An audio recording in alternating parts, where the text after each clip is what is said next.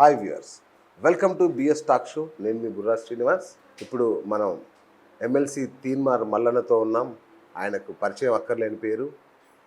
గత 5 ఏళ్లలోనే రాజకీయాల్లో ఒక పెను సంచలనం, ఒక ట్రెండ్ సృష్టించిన రాజకీయ నాయకుడు, ఉద్యమకారుడు, అలాగే మేము గర్వంగా చెప్పుకునే మా సాటి జర్నలిస్ట్. మరి ఎమ్మెల్సీ గెలిచిన తర్వాత ఇప్పుడు తాజాగా బీసీ ఉద్యమాన్ని అందుకున్నారు.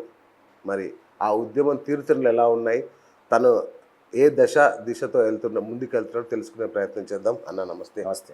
ఎలా ఉన్నారన్న? గుడ్. ఏంటి అంటే సరికొత్తగా ఉంది మీ పంతా. పంతా మీకు కొత్తగా అనిపిస్తూ ఉంది, కానీ ఈ పంతా కొన్ని దశాబ్దాల పంతా. ఓకే.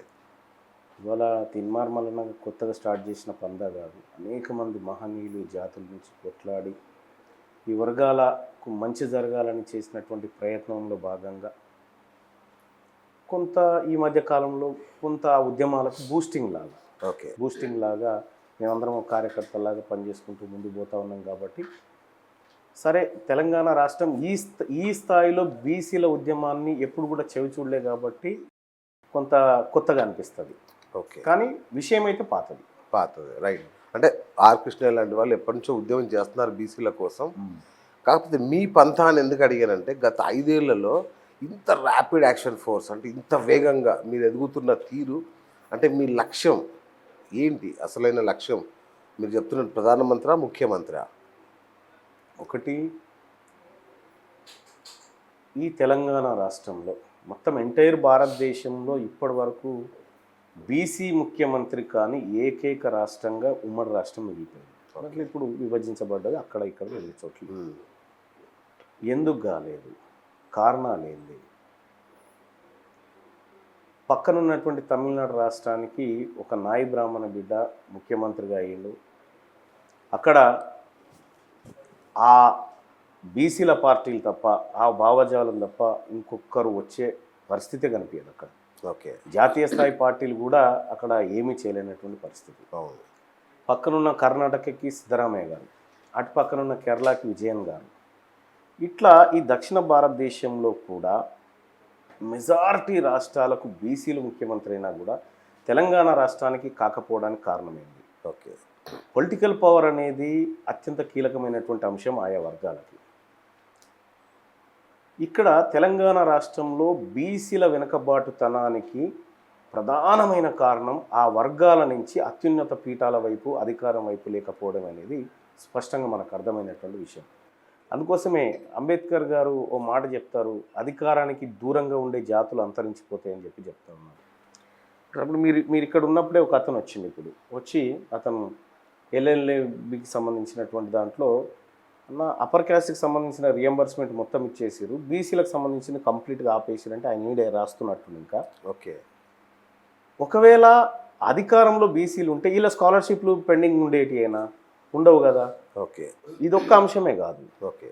ఇవాళ తెలంగాణ రాష్ట్రంలో జ్యుడిషియరీ సిస్టంలో జరిగినటువంటి అన్యాయం, ఉద్యోగాల్లో జరిగినటువంటి అన్యాయం. నిన్న మొన్న గ్రూప్ 1 రిజల్ట్స్ ఇచ్చారు. గ్రూప్ 1, గ్రూప్ 2 రిజల్ట్స్ ఇస్తే ఈ గ్రూప్ 2, గ్రూప్ 1లో 62% ఉన్నటువంటి బీసీలకు 44% సీట్లు దొరికినాయి. ఓకే.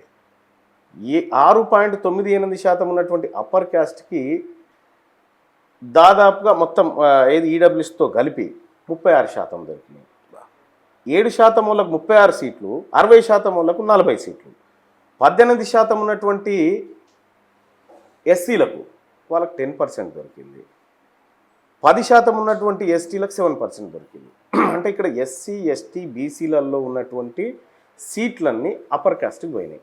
సో దీనికి కారణాలు ఏమై ఉంటాయి అన్నప్పుడు, తెలంగాణ రాష్ట్ర ప్రభుత్వం కులగణన చేస్తా అని 2024 ఫిబ్రవరిలో క్యాబినెట్ తీర్మానం చేసిన తర్వాత దాదాపు 8 నెలల కాలం పాటు దాని ఫైల్ను పక్కకు పాడేసారు. పాడేయడం అంటే ఇంట్రెస్ట్ లేక కాదు, వాళ్ళకున్న ఇంట్రెస్ట్ వేరు.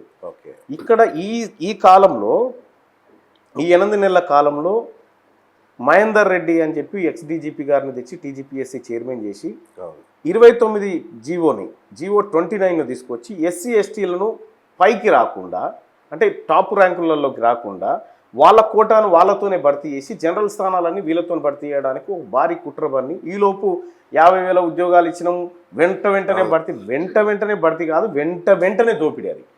ఒకవేళ ఇది సెన్సస్ బయటకు వచ్చి 42% వాటా ఇక్కడ వర్గీకరణ లెక్క అక్కడ తేలిందనుకో వీళ్ళకి 36% రాదు, అప్పుడు 3-4% కంటే ఎక్కువ రాదు. ఇదంతా ఒక కుట్రలో భాగంగా చేసినటువంటి వ్యవహారం. వీటన్నిటి కారణం ఏంది? అధికారం ఎవరి చేతులలో ఉంటే వాళ్ళకి ఎక్కువ ప్రయోజనం జరుగుతూ ఉంది. మేము వాళ్ళకు కూడా వ్యతిరేకం అంటలేము, వాళ్ళకు దక్కాల్సిన వాటా ప్రకారమే దక్కాలి. ఇతరుల వాటాలు వాళ్ళు తీసుకున్నప్పుడు సహజంగానే అధికార మార్పిడి కోరుకుంటుంది ఈ సమాజం. అందుకోసం తెలంగాణ రాష్ట్రంలో బీసీసీఎం రావాలని చెప్పి మా ఆకాంక్ష. రైట్. 6.98% ఉన్నటువంటి అప్పర్ క్యాస్ట్కి దాదాపుగా మొత్తం ఏది ఈడబ్ల్యూఎస్తో కలిపి 36% దొరికినాయి. 7% వాళ్ళకు 36 సీట్లు, 60% వాళ్ళకు 40 సీట్లు. 18% ఉన్నటువంటి ఎస్సీలకు వాళ్ళకు 10% దొరికింది. 10% ఉన్నటువంటి ఎస్టీలకు 7% దొరికింది. అంటే ఇక్కడ ఎస్సీ ఎస్టీ బీసీలలో ఉన్నటువంటి సీట్లన్నీ అప్పర్ క్యాస్ట్కి పోయినాయి. సో దీనికి కారణాలు ఏమై ఉంటాయి అన్నప్పుడు తెలంగాణ రాష్ట్ర ప్రభుత్వం కులగణన చేస్తా అని 2024 ఫిబ్రవరిలో క్యాబినెట్ తీర్మానం చేసిన తర్వాత దాదాపు 8 నెలల కాలం పాటు దాని ఫైల్ను పక్కకు పాడేసింది. పాడేయడం అంటే ఇంట్రెస్ట్ లేక కాదు, వాళ్ళకున్న ఇంట్రెస్ట్ వేరు.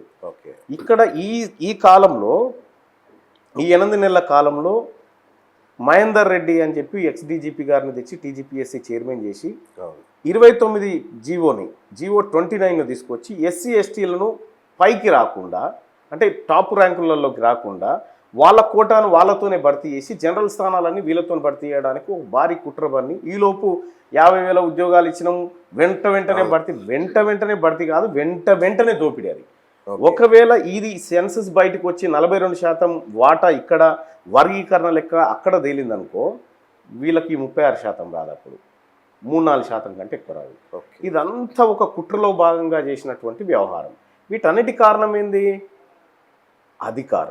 అధికారం ఎవరి చేతులలో ఉంటే వాళ్ళకి ఎక్కువ ప్రయోజనం జరుగుతూ ఉంది. మేము వాళ్ళకు కూడా వ్యతిరేకం అంటలేము, వాళ్ళకు దక్కాల్సిన వాటా ప్రకారమే దక్కాలి. ఇతరుల వాటాలు వాళ్ళు తీసుకున్నప్పుడు సహజంగానే అధికార మార్పిడి కోరుకుంటుంది ఈ సమాజం.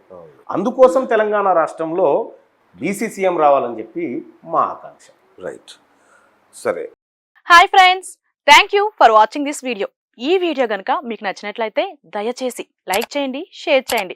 ముఖ్యంగా మా ఛానల్ 24/7 న్యూస్ టీవీని సబ్స్క్రైబ్ చేసుకోండి.